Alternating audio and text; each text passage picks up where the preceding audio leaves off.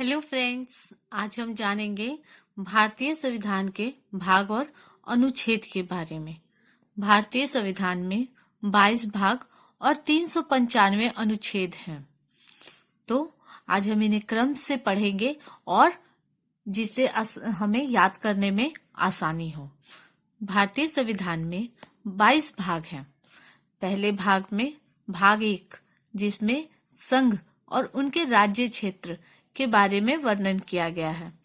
इसमें अनुच्छेद 1 से 4 तक है।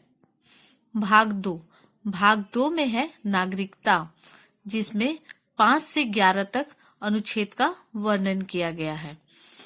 भाग 3 में मूल अधिकार है। हमें भारतीय संविधान से कितने अधिकार प्राप्त है, इसका वर्णन भाग 3 में किया गया है, जो अनुच्छेद 12 से 35 तक वर्णन है। भाग 4 में राज्य के नीति निर्देशक तत्वों का वर्णन किया गया है। इसमें अनुच्छेद 36 से 51 तक है। भाग 4 में ही एक और जोड़ा गया है, अनुच्छेद 4 जिसमें हमें मूल कर्तव्यों के बारे में बताया गया है। इसे 51 भी कहते हैं। भाग 5 में हम संघ के बारे में पढ़ते हैं, जिसमें 52 से लेकर 151 अनुच्छेदों का वर्णन किया गया है। उसके बाद आते हैं भाग 6 में। भाग 6 में हम राज्य के बारे में जानते हैं, जिसमें अनुच्छेद 152 से 237 तक वर्णन है। इसके बाद आते हैं भाग 7 में। भाग 7 को निरस्त कर दिया गया है, जो अनुच्छेद 238 था। इसके बाद आते हैं हम भाग 8 में। भाग 8 में संघ राज्य क्षेत्र का वर्णन किया गया है। यह अनुच्छेद 239 से 242 तक वर्णन है। इसके बाद आते हैं भाग 9 में। भाग 9 में है पंचायत, जिसमें अनुच्छेद 243 का वर्णन है। ये क से लेके न तक वर्णन किया गया है पंचायतों के बारे में। फिर हम भाग 9 में ही पढ़ते हैं नगर पालिका के। नगर पालिका का वर्णन 9 में है। उसके बाद आते हैं सहकारी समितियां। सहकारी समितियों का वर्णन 9 में किया गया है। इस तरह अब हम आते हैं भाग 10 में। भाग 10 में अनुसूचित जाति एवं जनजातीय क्षेत्रों का वर्णन है। अनुसूचित जातियों का वर्णन 244 अनुच्छेद में है और अनुसूचित जनजातीय क्षेत्रों का वर्णन 244 क में है।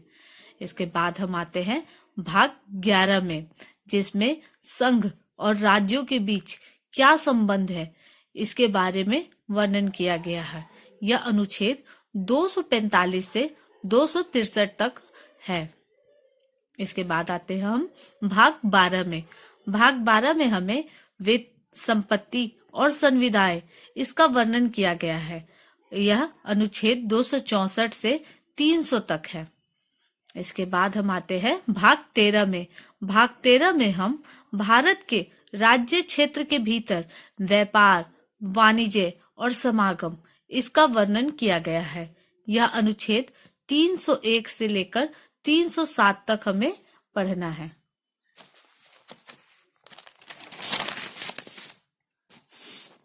अब हम जानते हैं भाग 14 को। भाग 14 में संघ और राज्यों के अधीन जो सेवाएं हैं, उसका वर्णन किया गया है, जो अनुच्छेद 308 से 323 तक वर्णित है।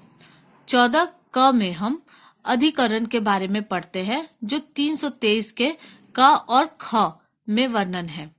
उसके बाद आते हैं भाग 15 में।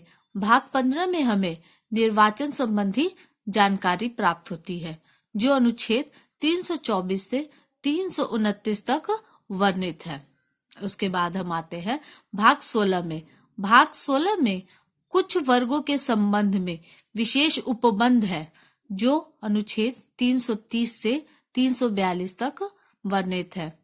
इसके बाद हम आते हैं भाग 17।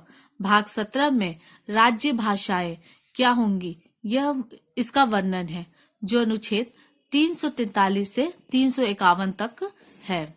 इसके बाद हम आते हैं भाग 18 में, जिसमें आपातकाल उपबंध का वर्णन किया गया है, जो 352 से 360 तक वर्णित है। भाग 19 में हम पढ़ेंगे प्रकीर्ण, जिसका वर्णन अनुच्छेद 361 से 367 तक किया गया है। उसके बाद भाग 20, इसमें संविधान के संशोधन का वर्णन किया गया है, जिसमें एक ही अनुच्छेद है, अनुच्छेद 368। उसके बाद भाग 21 में हमें पढ़ना है अस्थायी, संक्रमणकालीन और विशेष उपबंध। यह अनुच्छेद 369 से 392 तक वर्णित किया गया है। उसके बाद हम आते हैं भाग 22 में। इसमें हमें जानना है संक्षिप्त नाम, प्रारंभ, हिंदी में प्राधिकृत पाठ और निरसन। यह अनुच्छेद 393 से 395 तक है। धन्यवाद।